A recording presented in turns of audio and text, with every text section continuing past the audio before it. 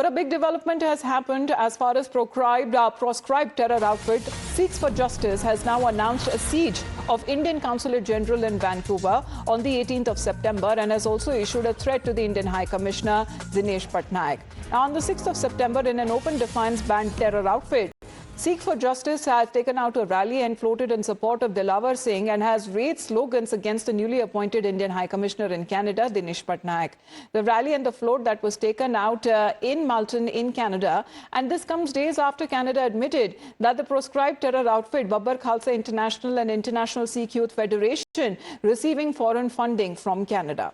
Now, this development is coming at a time, Bhavtosh, good morning, after the Canadian government report acknowledged the presence of foreign funding for Khalistani terror groups operating from its soil. Yes, Amita, in fact, a very disturbing development that has taken place in Canada. It all started on 6th of September when Seek for Justice took out this float, and this was in open defiance after Canada, in fact, came out with a report in which they did admit that Pro-Khalistan International is receiving foreign funding in Canada. Pro-Khalistan International is also a proscribed organization. Now, what has happened just a day earlier is that Seek for Justice, which is a banned terror outfit in India, which has several supporters and cadre in Canada, they have come out with a flyer, and that flyer, in fact, has threatened India's High Commissioner and also has said that they will lay a siege of Indian Consulate in Vancouver. Now, this is extremely disturbing development that has taken place. We are waiting for a formal statement from Indian government. But all these statements are coming at a time when India and Canada's relationship are improving. All right, please just stay on with us. Bhavtosh, we are trying to get as many expert reactions on this. Major General Rajan Kochhar is also connected with us. Sir, good morning to you. Do you believe that one would go to such a level where posters are being released by the group showing India's High Commissioner in Ottawa, Dinesh Patnaik, with a target on his face while warning Indo-Canadians to stay away from the consulate?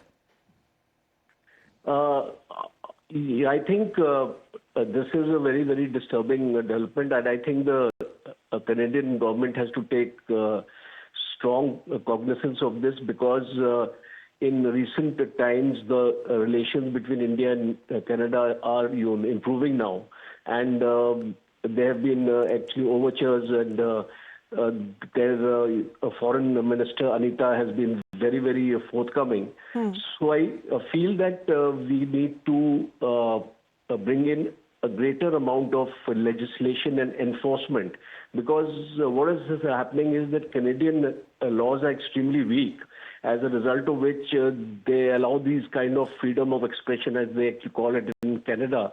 But this cannot be in the realm of that kind of interpretation, because a thing like this, when you are targeting our High Commission, and there are reciprocal agreements on how the High Commissions have to be protected, because we in India do not allow any kind of processions within 100 meters of any of our High Commissions, and we have our enforcement agencies there to ensure that no kind of these poster demonstration is done. I think we need to take it up with the High Commissioner our ambassador and High Commissioner in Canada to take it up with the Canadian government. At the same time, the Canadian ambassador to India must also be called by the Ministry of External Affairs and told about these incidents. Well, we are awaiting as far as an official statement from the MEA with this regard. Thank you very much, sir, for joining us here on the broadcast. Major General A.K. Sivacha is also connected with us. Sir, good morning to you. As Major General Rajan Kochhar was pointing out, this is a significant step when we speak of resetting of ties between India and Canada, who have recently named Dinesh Patnaik and Christopher Cooter as their respective High Commissioners in each other's capitals. What does this signify as far as such terror groups are concerned and the audacity that they are trying to show, especially to Canada? Absolutely. And see, the relationship was improving between India and Canada, especially after Mark Carney had taken over the Prime Minister. And Justin Trudeau is a history now. In fact, because Justin Trudeau was a minority government and he had taken support of New Democratic Party of Dalmeer Singh. So there were a lot of India activities going from the time because he needed Jagmeet Singh support and he was a Khalistani activist. But Mark Carney doesn't have that sort of obligation, and he should come very hard on this Khalistani terrorists or Khalistani activists which are now trying to protest, outside the Indian embassy. We should not let this to be allowed, and we must take very strongly to the Canadian government that not only that it is reciprocal in case such a thing happening in India, in front of a Canadian embassy, how will they take it? So the point is that this law may be lenient, but they have to be strict. And the rules are very strict on that issue. They are a friendly country. They cannot allow Khalistani activists to come very close to Indian embassy there. So we should call Canadian ambassador in India and must surprise him. And also tell the Canadian government there in Canada that, if you want a relation to be true and you want a free trade agreement to take place in time to come and diplomatic relations to improve, then they have to take action with Khalistani activists. These are doing anti-national activity, and they are not Indian citizens, they are Canadian citizens. No, absolutely. That's what we've been saying, because it seems that Canada seems to be fully realizing the threat of what's happening on its soil now as far as when it comes to these separatist and terror organizations are concerned.